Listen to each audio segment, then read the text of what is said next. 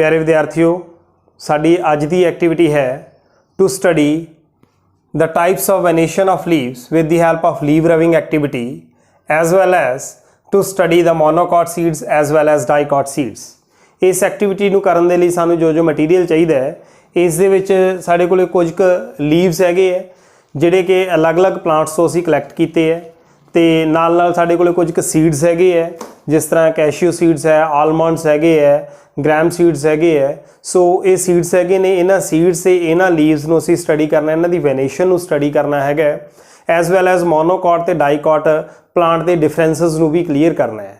सो इस दे लई असीं अपनी एक्टिविटी जिहड़ी सब तो पहलां स्टार्ट करते हैं, जिहदे विच असीं मोनोकॉट ते डाइकॉट सीड के डिफरेंस नूं क्लीयर करते हैं।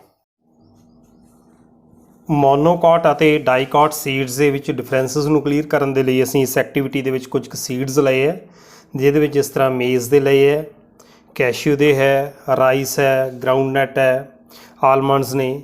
ਸੋ ਇਸ ਤਰ੍ਹਾਂ ਕੁਝ ਕੁ ਅਸੀਂ ਸੀਡਸ ਲਏ ਹੈ। ਇਹਨਾਂ ਸੀਡਸ ਨੂੰ ਅਸੀਂ ਲੀਫ ਦੇ ਸਟਰਕਚਰ ਦੇ ਬੇਸ ਦੇ ਉੱਪਰ ਡਿਫਰੈਂਸ਼ੀਏਟ ਕਰਨਾ ਹੈ ਕਿ ਕਿਹੜੇ ਮੋਨੋਕॉट ਸੀਡਸ ਨੇ ਜਾਂ ਕਿਹੜੇ डाइकॉट ਸੀਡਸ ਨੇ।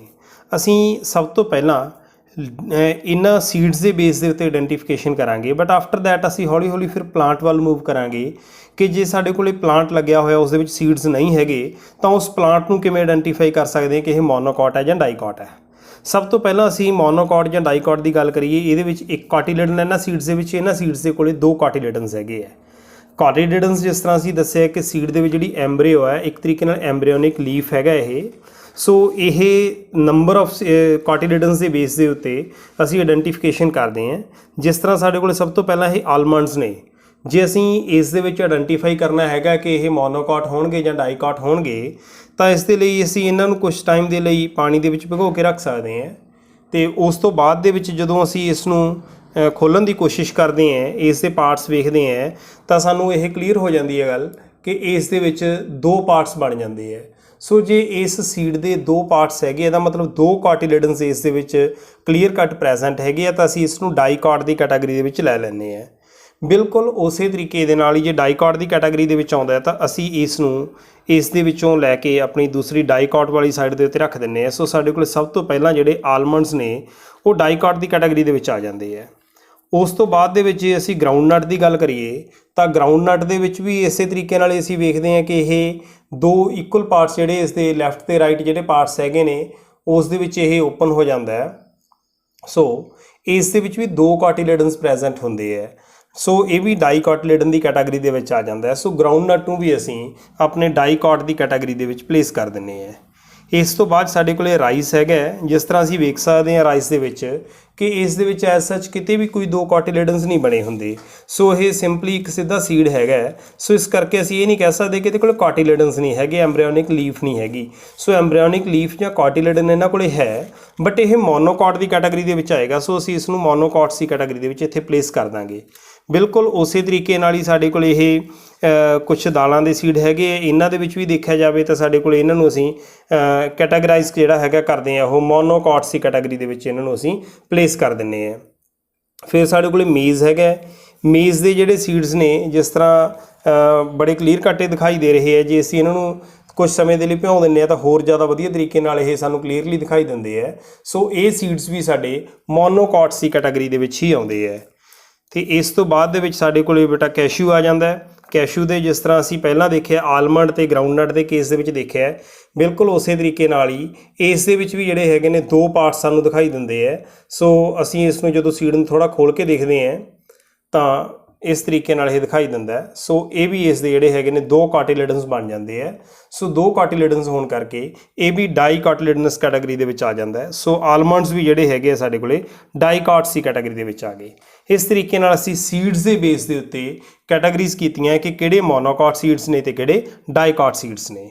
हुण असीं इन्हां सीड्स नूं आइडेंटिफाई करन तो बाद दे विच अपने लीव्स दे बेस दे उत्ते देखांगे, प्लांट के स्ट्रक्चर के बेस के उत्ते देखांगे कि किहड़े प्लांट्स मोनोकॉट्स की कैटागरी दे विच आउंदे है ते किहड़े डाइकॉट्स की कैटागरी च आउंदे है। इस तो बाद दे विच असीं नैक्सट लीव्स की वेनेशन नूं समझण दी कोशिश करनी है। लीव्स की वेनेशन के बेस पर किस तरह मोनोकॉट ते डाइकॉट प्लांट्स असीं कर सकते हैं, उसकी असीं डिस्टिंक्शन जिहड़ी ओह करनी है, डिफरेंस स्टडी करनी है। जिस तरह साडे कोल इत्थे कुछ लीव्स हैगे ने, ਇਹਨਾਂ ਲੀਵਸ ਦਾ ਸਭ ਤੋਂ ਪਹਿਲਾਂ ਅਸੀਂ ਵੈਨੇਸ਼ਨ ਸਟੱਡੀ ਕਰਦੇ ਹਾਂ ਕਿ ਕੀ ਹੈ। ਸਭ ਤੋਂ ਪਹਿਲਾਂ ਇਹ ਦੇਖੀਏ ਕਿ ਵਟ ਇਜ਼ ਵੈਨੇਸ਼ਨ। ਅਸਲ ਦੇ ਵਿੱਚ ਇਸ ਲੀਵ ਦੇ ਉੱਤੇ ਜਿਸ ਤਰ੍ਹਾਂ ਬਹੁਤ ਸਾਰੇ ਇਹ ਲੀਫ ਦੇ ਉੱਤੇ ਵੇਨਸ ਆ ਰਹੀਆਂ ਨੇ, ਇਹਨਾਂ ਦੇ ਵਿੱਚੋਂ ਨਿਕਲ ਰਹੇ ਵੇਨਲੈਟਸ ਨੇ, ਇਹਨਾਂ ਦਾ ਜਿਹੜਾ ਡਿਸਟ੍ਰੀਬਿਊਸ਼ਨ ਪੈਟਰਨ ਹੈਗਾ, ਇਸੇ ਡਿਸਟ੍ਰੀਬਿਊਸ਼ਨ ਪੈਟਰਨ ਨੂੰ ਹੀ ਅਸੀਂ ਵੈਨੇਸ਼ਨ ਕਹਿੰਦੇ ਹਾਂ। ਇਹ ਵੈਨੇਸ਼ਨ ਅਸਲ 'ਚ ਵੈਸਕੂਲਰ ਟਿਸ਼ੂ ਹੀ ਹੈ, ਜਿਹੜਾ ਵੈਸਕੂਲਰ ਟਿਸ਼ੂ ਸਟੈਮ ਦੇ ਵਿੱਚੋਂ ਆਉਂਦਾ ਹੋਇਆ ਇਸ ਤਰੀਕੇ ਨਾਲ ਲੀਫ ਬੇਸ ਦੇ ਵਿੱਚੋਂ ਹੁੰਦਾ ਹੋਇਆ ਫਰਦਰ ਲੀਫ ਦੇ ਵਿੱਚ ਆ ਗਿਆ ਅਤੇ ਇੱਥੇ ਵੇਨਸ ਅਤੇ ਵੇਨਲੈਟਸ ਦੇ ਵਿੱਚ ਡਿਵਾਈਡ ਹੋ ਗਿਆ। ਅਤੇ ਵੇਨਸ ਅਤੇ ਵੇਨਲੈਟਸ ਜਿਹੜੇ ਹੈਗੇ ਨੇ, ਇਹਨਾਂ ਦਾ ਇੱਕ ਪੂਰਾ ਡਿਸਟ੍ਰੀਬਿਊਸ਼ਨ ਪੈਟਰਨ ਜਿਹੜਾ ਹੈਗਾ ਲੀਫ ਦੇ ਉੱਤੇ ਬਣ ਚੁੱਕਿਆ ਹੈ, ਜਿਸ ਦੇ ਨਾਲ ਇੱਕ ਰੈਟੀਕੂਲਮ ਕ੍ਰੀਏਟ ਹੋ ਗਿਆ ਅਤੇ ਇਸ ਰੈਟੀਕੂਲਮ ਨੂੰ ਅਸੀਂ ਰੈਟੀਕੂਲੇਟ ਵੈਨੇਸ਼ਨ ਜਿਹੜੀ ਹੈਗੀ ਉਹ ਬੋਲ ਦਿੰਦੇ ਹਾਂ। ਦੂਸਰਾ ਬੇਟਾ ਕਈ ਕੇਸਿਸ ਦੇ ਵਿੱਚ ਅਸੀਂ ਇਹ ਦੇਖਦੇ ਹਾਂ ਕਿ ਕੁਛ ਕੁ ਲੀਵਸ ਮੈਂ ਇੱਥੇ ਹੋਰ ਲੈ ਰਿਹਾ, ਜਿਵੇਂ ਇਹ ਵੀ ਲੀਫ ਮੈਂ ਲੈ ਰਿਹਾ, ਇਹਦੇ ਵਿੱਚ ਵੀ ਜੇ ਤੁਸੀਂ ਦੇਖੋ ਕਿ ਇੱਕ ਵੇਨ ਹੈਗੀ, ਉਹਦੇ ਵਿੱਚ ਹੋਰ ਬਹੁਤ ਸਾਰੀਆਂ ਵੇਨਸ ਆ ਰਹੀਆਂ ਨੇ ਅਤੇ ਫਰਦਰ ਜਦੋਂ ਉਹ ਡਿਸਟਰੀਬਿਊਟ ਹੋ ਰਹੀਆਂ ਨੇ ਲੀਫ ਦੇ ਵਿੱਚ, ਤਾਂ ਇੱਥੇ ਵੀ ਇੱਕ ਰੈਟੀਕੂਲਮ ਬਣ ਰਿਹਾ, ਇੱਕ ਨੈਟਵਰਕ ਬਣ ਰਿਹਾ ਹੈ ਅਤੇ ਇਸ ਰੈਟੀਕੂਲਮ ਦੇ ਬੇਸ 'ਤੇ ਇਸ ਨੂੰ ਵੀ ਅਸੀਂ ਰੈਟੀਕੂਲੇਟ ਵੈਨੇਸ਼ਨ ਦੀ ਕੈਟਾਗਰੀ 'ਚ ਲੈਂਦੇ ਹਾਂ। ਬਟ ਕੁਛ ਕੁ ਲੀਵਸ ਇਸ ਤਰ੍ਹਾਂ ਦੇ ਨੇ ਜਿਹੜੇ ਲੀਵਸ ਦੇ ਵਿੱਚ ਅਸੀਂ ਜਿਵੇਂ ਇੱਥੇ ਦੇਖਦੇ ਹਾਂ ਕਿ ਇਸ ਦੇ ਵਿੱਚ ਜਿਹੜੀਆਂ ਵੇਨਸ ਆ ਰਹੀਆਂ, ਜਿਵੇਂ ਇੱਕ ਮੇਜਰ ਵੇਨ ਹੈ ਅਤੇ ਇਸ ਦੇ ਵਿੱਚੋਂ ਹੋਰ ਬਹੁਤ ਸਾਰੀਆਂ ਜਿਹੜੀਆਂ ਵੇਨਸ ਨਿਕਲ ਰਹੀਆਂ ਨੇ, ਉਹ ਪੈਰਲਲ ਇੱਕ ਦੂਸਰੇ ਦੇ ਰਨ ਕਰ ਰਹੀਆਂ ਨੇ, ਇੱਕ ਦੂਸਰੇ ਦੇ ਪੈਰਲਲ ਤਾਂ ਰਨ ਕਰ ਰਹੀਆਂ ਨੇ, ਬਟ ਇਹਨਾਂ ਦੇ ਵਿੱਚੋਂ ਇਸ ਤਰੀਕੇ ਨਾਲ ਕੋਈ ਨੈਟਵਰਕ ਨਹੀਂ ਬਣ ਰਿਹਾ। ਨੈਟਵਰਕ ਨਾ ਬਣਨ ਕਰਕੇ ਜਿਹੜੀ ਇਸ ਤਰ੍ਹਾਂ ਦੀ ਵੈਨੇਸ਼ਨ ਬਣ ਜਾਂਦੀ ਹੈ, ਇਸ ਵੈਨੇਸ਼ਨ ਨੂੰ ਅਸੀਂ ਪੈਰਲਲ ਵੈਨੇਸ਼ਨ ਬੋਲ ਦਿੰਦੇ ਹਾਂ। ਸੋ ਜੇ ਦੇਖਿਆ ਜਾਵੇ ਤਾਂ ਵੈਨੇਸ਼ਨ ਹੁਣ ਮੇਰੇ ਕੋਲ ਇੱਥੇ ਦੋ ਕੈਟਾਗਰੀਜ਼ ਦੇ ਵਿੱਚ ਆ ਗਈ, ਇੱਕ ਹੈਗੀ ਹੈ ਰੈਟੀਕੂਲੇਟ ਵੈਨੇਸ਼ਨ ਅਤੇ ਇੱਕ ਹੈ ਪੈਰਲਲ ਵੈਨੇਸ਼ਨ। ਹੁਣ ਰੈਟੀਕੂਲੇਟ ਵੈਨੇਸ਼ਨ ਨੂੰ ਫਰਦਰ ਸਟੱਡੀ ਕਰੀਏ ਤਾਂ ਮੇਰੇ ਕੋਲ ਇੱਥੇ ਕੁਝ ਕੁ ਲੀਵਸ ਨੇ ਜਿਨ੍ਹਾਂ 'ਚ ਰੈਟੀਕੂਲੇਟ ਵੈਨੇਸ਼ਨ ਹੈ। ਜਿਸ ਤਰ੍ਹਾਂ ਅਸੀਂ ਗੱਲ ਕਰਦੇ ਹਾਂ ਕਿ ਮੇਰੇ ਕੋਲ ਇੱਥੇ ਇਹ ਲੀਫ ਹੈ, ਇਹਦੇ ਕੋਲ ਵੀ ਰੈਟੀਕੂਲੇਟ ਵੈਨੇਸ਼ਨ ਹੈ, ਇਹਦੇ ਕੋਲ ਵੀ ਰੈਟੀਕੂਲੇਟ ਵੈਨੇਸ਼ਨ ਹੈ, ਇਹ ਵੀ ਰੈਟੀਕੂਲੇਟ ਵੈਨੇਸ਼ਨ ਦਾ ਲੀਫ ਹੈਗਾ, ਇਹਨਾਂ 'ਚ ਰੈਟੀਕੂਲਮ ਬਣ ਰਿਹਾ ਹੈ, ਇੱਥੇ ਵੀ ਰੈਟੀਕੂਲਮ ਬਣ ਰਿਹਾ ਹੈ। ਸੋ ਇਹ ਸਾਰੇ ਜਿਹੜੇ ਹੈਗੇ ਨੇ ਅਲੱਗ-ਅਲੱਗ ਲੀਵਸ ਹੈਗੇ ਨੇ, ਬਟ ਸਾਰਿਆਂ ਦੇ ਵਿੱਚ ਰੈਟੀਕੂਲੇਟ ਵੈਨੇਸ਼ਨ ਹੈਗੀ ਹੈ। ਬਟ ਇਸ ਰੈਟੀਕੂਲੇਟ ਵੈਨੇਸ਼ਨ ਦੀਆਂ ਵੀ ਮੈਂ ਇੱਥੇ ਦੋ ਕੈਟਾਗਰੀ ਸਟੱਡੀ ਕਰ ਰਿਹਾ। ਦੇਖੋ ਇੱਕ ਕੇਸ ਦੇ ਵਿੱਚ ਕੀ ਹੁੰਦਾ ਹੈ ਕਿ ਸਾਡੇ ਕੋਲ ਇੱਕੋ ਹੀ ਮੇਨ ਵੇਨ ਆਈ ਹੈ, ਮਿਡ ਰਿਬ ਆਈ ਹੈ, ਅਤੇ ਉਸ ਦੇ ਵਿੱਚੋਂ ਪੈਰਲਲ ਬਹੁਤ ਸਾਰੀਆਂ ਜਿਹੜੀਆਂ ਵੇਨਲੈਟਸ ਜਿਹੜੀਆਂ ਵੇਨਸ ਜਿਹੜੀਆਂ ਦਿਖਾਈ ਦੇ ਰਹੀਆਂ। ਜਿਹੜਾ ਇਸ ਤਰ੍ਹਾਂ ਦਾ ਪੈਟਰਨ ਹੈਗਾ, ਇਸ ਤਰ੍ਹਾਂ ਦੇ ਪੈਟਰਨ ਦੇ ਵਿੱਚ ਬੇਸ ਤੋਂ ਤਾਂ ਇੱਕੋ ਹੀ ਮੇਨ ਵੇਨ ਨਿਕਲ ਰਹੀ ਹੈ, that's why this is called unicostate. So ਇਹਦੇ 'ਚ ਇੱਕੋ ਹੀ ਪ੍ਰਿੰਸੀਪਲ ਵੇਨ ਜਾਂ ਮੇਜਰ ਵੇਨ ਹੈਗੀ ਹੈ ਜਿਹੜੀ ਬੇਸ ਤੋਂ ਲੈ ਕੇ ਐਪੈਕਸ ਤੱਕ ਐਕਸਟੈਂਡ ਕਰ ਰਹੀ ਹੈ। ਬਟ ਇਨ ਦਿਸ ਕੇਸ ਇੱਥੋਂ ਜਿਹੜੀ ਵੇਨ ਆ ਰਹੀ ਹੈ ਇਹੀ ਡਿਵਾਈਡ ਹੋ ਗਈ 1 2 3 4 ਅਲੱਗ-ਅਲੱਗ ਸਾਈਡਸ ਦੇ ਵਿੱਚ ਚਲੀ ਗਈ। ਸੋ ਜਿਹੜੀ ਮੇਜਰ ਵੇਨ ਹੈਗੀ ਹੈ ਉਹ ਡਿਵਾਈਡ ਹੋ ਚੁੱਕੀ ਹੈ ਸਟਾਰਟਿੰਗ ਦੇ ਵਿੱਚ ਹੀ। ਸੋ ਬਹੁਤ ਸਾਰੀਆਂ ਮੇਨ ਵੇਨਸ ਅਸੀਂ ਕਹਿ ਸਕਦੇ ਹਾਂ ਕਿ ਬਹੁਤ ਸਾਰੀਆਂ ਮੇਨ ਵੇਨਸ ਸੈਂਟਰ ਦੇ ਵਿੱਚੋਂ ਨਿਕਲ ਰਹੀਆਂ ਨੇ। ਤਾਂ ਇਸ ਤਰ੍ਹਾਂ ਦਾ ਜਿਹੜਾ ਵੈਨੇਸ਼ਨ ਦਾ ਨੈਟਵਰਕ ਹੁੰਦਾ ਹੈ, ਇਸ ਨੂੰ ਅਸੀਂ ਮਲਟੀਕਾਸਟੇਟ ਬੋਲ ਦਿੰਦੇ ਹਾਂ। So reticulate venation is further of two types, unicostate and multicostate. ਫਿਰ ਜਿਹੜਾ ਹੈਗਾ ਆਪਣੇ ਕੋਲੇ ਯੂਨੀਕਾਸਟੇਟ ਮਲਟੀਕਾਸਟੇਟ ਤੋਂ ਬਾਅਦ ਦੇ ਵਿੱਚ ਅਸੀਂ ਦੇਖਦੇ ਹਾਂ ਕਿ ਸਾਡੇ ਕੋਲੇ ਇਸ ਤਰੀਕੇ ਨਾਲ ਇਹ ਪੈਰਲਲ ਵੈਨੇਸ਼ਨ ਹੁੰਦੀ ਹੈ। ਪੈਰਲਲ ਵੈਨੇਸ਼ਨ ਦੀਆਂ ਕੈਟਾਗਰੀਜ਼ ਜਦੋਂ ਅਸੀਂ ਕਰਦੇ ਹਾਂ ਇਹ 'ਚ ਇੱਕੋ ਹੀ ਦਿਖਾਈ ਦੇ ਰਹੀ ਹੈ, ਬਹੁਤ ਕੇਸਿਸ ਦੇ ਵਿੱਚ ਨੀਚੇ ਤੋਂ ਹੀ ਬਹੁਤ ਜ਼ਿਆਦਾ ਨਿਕਲਦੀਆਂ। ਸੋ ਪੈਰਲਲ ਵੈਨੇਸ਼ਨ ਵੀ ਉਸੇ ਤਰੀਕੇ ਨਾਲ ਹੀ ਯੂਨੀਕਾਸਟੇਟ ਅਤੇ ਮਲਟੀਕਾਸਟੇਟ ਹੋ ਸਕਦੀ ਹੈ। ਸੋ ਇਹ ਸੀ ਟਾਈਪਸ ਆਫ ਵੈਨੇਸ਼ਨ। ਹੁਣ ਵੈਨੇਸ਼ਨ ਨੂੰ ਇਹਨਾਂ ਟਾਈਪਸ ਨੂੰ ਜਾਂ ਇਸ ਪੈਟਰਨ ਨੂੰ ਜਿਵੇਂ ਇਹਦੇ ਵਿੱਚ ਤਾਂ ਦਿਖਾਈ ਦੇ ਰਿਹਾ ਹੈ, ਬਟ ਕੁਝ ਕੁ ਲੀਵਸ ਦੇ ਵਿੱਚ ਪੈਟਰਨ ਵਧੀਆ ਦਿਖਾਈ ਨਹੀਂ ਦੇ ਰਿਹਾ, ਤਾਂ ਇਸ ਪੈਟਰਨ ਨੂੰ ਡਰਾਅ ਕਰਨ ਦੇ ਲਈ ਸਾਡੇ ਕੋਲ ਕੀ ਹੈ, ਇਸ ਨੂੰ ਅਸੀਂ ਡਰਾਅ ਕਰਨ ਦੇ ਲਈ ਇੱਕ ਲੀਫ ਰਬਿੰਗ ਐਕਟੀਵਿਟੀ ਕਰਨੀ ਹੈ ਅਤੇ ਲੀਫ ਰਬਿੰਗ ਐਕਟੀਵਿਟੀ ਨਾਲ ਸਾਨੂੰ ਵੈਨੇਸ਼ਨ ਹੋਰ ਜ਼ਿਆਦਾ ਕਲੀਅਰ ਹੋਏਗੀ।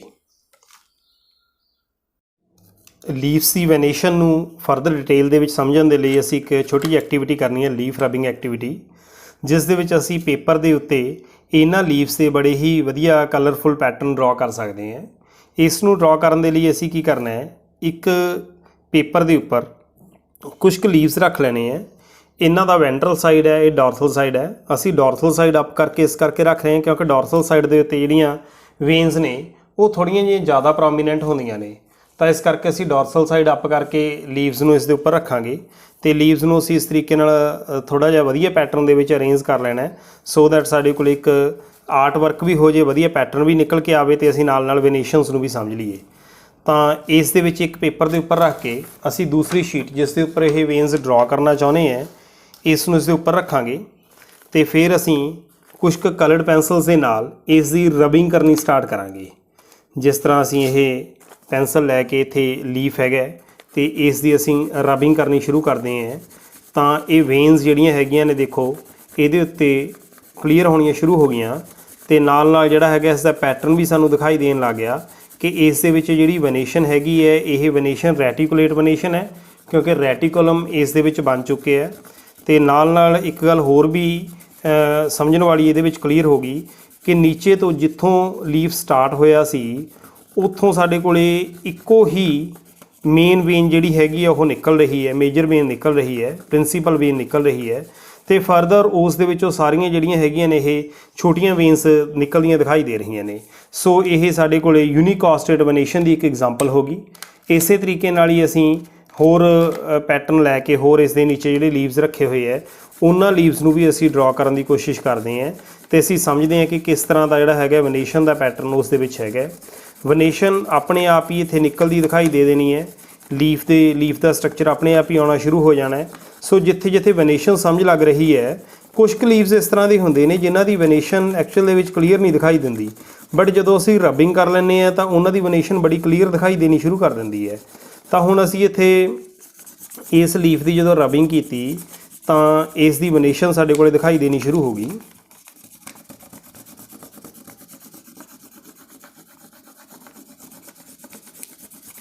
ते नाल इस नूं तुसीं जिहड़ा ये डिज़ाइनस बन रहे ने इन्हां डिज़ाइनस दी नूं तुसीं यूज़ जिहड़ा हैगा अपनियां बायोलॉजी दीयां प्रैक्टिकल दीयां बुक्स दे विच लगा सकदे हो, अपनी बुक का रैपर बना सकदे हो, कवर बना सकदे हो, तो उस दे लई भी तुसीं इस नूं वरत सकदे हो।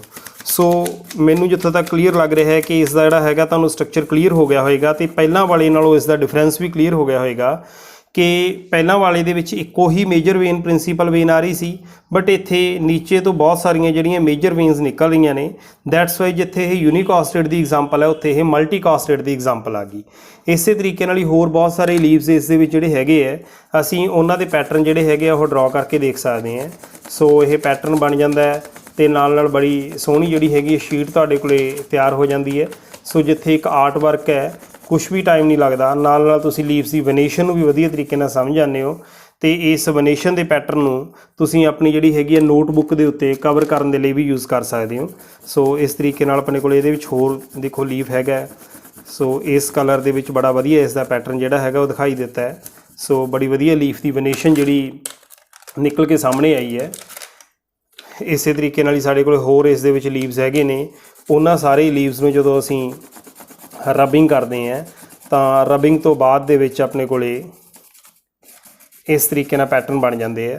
सो बड़ियां ही वधिया जिहड़ियां शीट्स ने वो शीट्स साडे कोले बन जांदियां ने ते जिहदे विच अलग अलग तरह के लीव्स ने ते उन्हां लीव्स की जिहड़ी वेनेशन हैगी है। सो इस तरीके नाल अपने कोले ਇਹ ਬਿਊਟੀਫੁਲ ਕਲਰਡ ਸ਼ੀਟਸ ਤਿਆਰ ਹੋ ਚੁੱਕੀਆਂ ਨੇ। ਸੋ ਇਹ ਸੀਗੀ ਐਕਟੀਵਿਟੀ, ਜਿਸ ਐਕਟੀਵਿਟੀ ਦੇ ਵਿੱਚ ਅਸੀਂ ਅਲੱਗ-ਅਲੱਗ ਤਰ੍ਹਾਂ ਦੀਆਂ ਸ਼ੀਟਸ ਤਿਆਰ ਕਰ ਸਕਦੇ ਹਾਂ ਤੇ ਇਹਨਾਂ ਨੂੰ ਅਲੱਗ-ਅਲੱਗ ਪਰਪਸ ਦੇ ਲਈ ਯੂਜ਼ ਕਰ ਸਕਦੇ ਹਾਂ। ਪਿਆਰੇ ਵਿਦਿਆਰਥੀਓ, ਆਈ ਹੋਪ ਕਿ ਅੱਜ ਦੀ ਐਕਟੀਵਿਟੀ ਤੁਹਾਨੂੰ ਸਮਝ ਲੱਗ ਗਈ ਹੋਣੀ ਹੈ ਤੇ ਇਸ ਬੇਸ ਦੇ ਉੱਤੇ ਤੁਸੀਂ ਮੋਨੋਕॉट ਸੀਡ ਤੇ dicot seed as well as field ਦੇ ਵਿੱਚ ਜਾ ਕੇ ਮੋਨੋਕॉट ਤੇ ਡਾਈਕॉट ਪਲਾਂਟਸ ਦੇ ਡਿਫਰੈਂਸਿਸ ਨੂੰ ਕਲੀਅਰ ਕਰ ਸਕਦੇ ਹੋ ਤੇ ਨਾਲ ਦੀ ਨਾਲ ਤੁਸੀਂ ਲੀਫ ਨੂੰ ਵੇਖ ਕੇ ਦੱਸ ਸਕਦੇ ਹੋ ਕਿ ਇਸ ਦੇ ਵਿੱਚ ਕਿਹੜੀ ਵੈਨੇਸ਼ਨ ਹੈ, ਵੈਦਰ ਦਿਸ ਇਜ਼ ਯੂਨੀਕਾਸਟਡ, ਮਲਟੀਕਾਸਟਡ, ਰੈਟੀਕੂਲੇਟ ਔਰ ਪੈਰਲਲ।